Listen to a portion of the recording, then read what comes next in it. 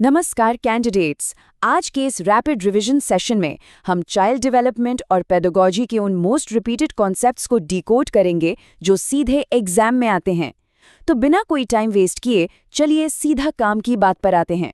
अब देखिए, ये सवाल बहुत बार टकराता है, डिसलेक्सिया शब्द को सबसे पहले किसने खोजा था? आंसर बहुत सिंपल है, रूडोल्फ बर्लिंग। ये एक ऐसा सॉलिड फैक्ट है जो सीधे सीधे मार्क्स कंफर्म करता है। इस सेशन की स्पीड बिल्कुल ऐसी ही फास्ट रहने वाली है, तो पूरा फोकस यहीं रखना होगा। सबसे पहले बात करते हैं हमारे प्रमुख मनोवैज्ञानिकों और उनके दिए गए सिद्धांतों की। इस टेबल पर नजर डालना बहुत जरूरी है। व्यक्तित्व यानी पर्सनालिटी को अंतर्मुखी, बहिर्मुखी और उभयमुखी में युंग ने बांटा था। वहीं फेमस एसओआर मॉडल गेस्टाल्टवादी मनोवैज्ञानिकों का है। अगर सीखने में निरर्थक शब्दों की बात आए तो सीधे एबिंगहॉस को याद करना है। और हाँ, टीएटी यानी प्रासंगिक अंतर्बोध परीक्षण का विकास मरे ने किया था। ये चारों पॉइंट्स एकदम टिप्स पर होने चाहिए। पुराने पेपर्स का एनालिसिस करें तो कोलबर्ग का ये क्लासिक सवाल बार बार दिखता है। इनके अनुसार पूर्व पारंपरिक अवस्था वो स्टेज है जहां नैतिकता यानी मोरालिटी पूरी तरह से बाहरी कारकों से तय होती है। इसे दिमाग में अच्छे से बैठा लेना चाहिए। चलिए अब आगे बढ़ते हैं बाल विकास की अलग अलग अवस्थाओं और उनकी विशेषताओं की ओर। अब एक इम्पॉर्टेंट मेडिकल टर्म को देखते हैं, डाउन सिंड्रोम। ये अवस्था तब होती है जब माता के 21वें गुणसूत्र यानी क्रोमोसोम का जोड़ा अलग नहीं हो पाता। ये बहुत ही स्पेसिफिक बायोलॉजिकल कॉन्सेप्ट है और एग्जाम में अक्सर ऐसे ही तकनीकी रूप से पूछा जाता है। विकास की अवस्थाओं को थोड़ा और समझें तो एक छोटे शिशु का सारा व्यवहार उसकी मूल प्रवृत्ति पर टिका होता है। वहीं जब बात किशोरावस्था की आती है तो ये वो टाइम है जब बुद्धि का सबसे ज्यादा विकास होता है।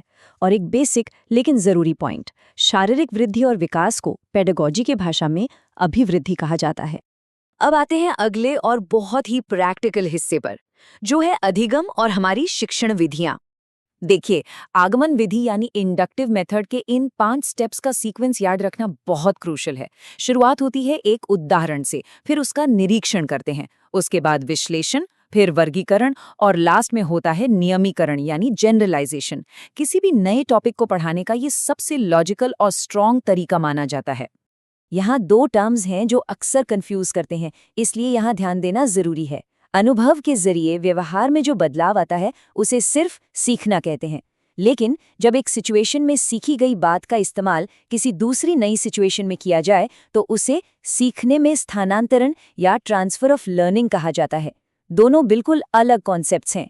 टीचिंग के कुछ और बेसिक रूल्स को देखते हैं। अधिगम में प्रभाव का नियम थॉर्नडाइक की देन है और क्लासरूम में जब भी कोई नया पाठ शुरू किया जाता है तो वो सीखने के तत्परता के नियम पर बेस्ड होता है। लॉजिक सिंपल है, कुछ भी नया सीखने के लिए स्टूडेंट्स का मेंटली रेडी होना सबसे पहली शर्त है। अब सवाल उठता है कि किसी का ध्यान कैसे खींचा जाए। अवधान यानी अटेंशन के कुछ आंतरिक निर्धारक होते हैं, जैसे रुचि, लक्ष्य और अभिवृत्ति। अगर ये तीनों चीजें हैं तो फोकस अपने आप बन जाएगा। बच्चों में रुचि जगाने को ही प्रेरणा कहते हैं और ये अभिप्रेरणा बहुत सीधी है, या तो ये जन्मजात होती है या फिर इसे अर्जित किया जाता है। इस पूरे एनालिसिस को हम रॉस के एक बहुत ही पावरफुल स्टेटमेंट के साथ कंक्लूड करेंगे। चिंतन संज्ञानात्मक पक्ष में एक मानसिक क्रिया है। ये हमें सोचने पर मजबूर करता है कि हमारा अपना कॉग्निटिव सिस्टम कैसे काम कर रहा है। तो आज के इस रैपिड रिवीजन में जितने भी फैक्ट्स हमने देखे उन पर थोड़ा चिंतन जरूर करना चाहिए। क्या ये सब एग्जाम हॉल तक याद रहने वाले हैं? इसी थॉट के साथ हमारा आज का ये सेशन यहीं पूरा होता है। बेहतरीन तैयारी करते रहिए।